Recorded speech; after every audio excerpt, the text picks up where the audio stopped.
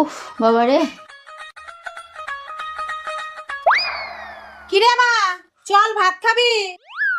মা আমি এখন খাবো না। কেন রে, এত বেলা হয়ে গেল, ভাত খাবি না কেন?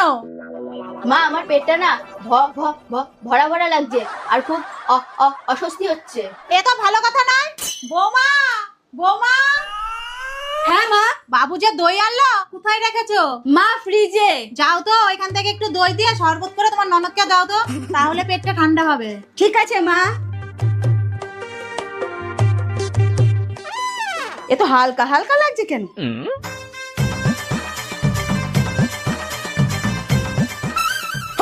হে প্রভু, তোমার একই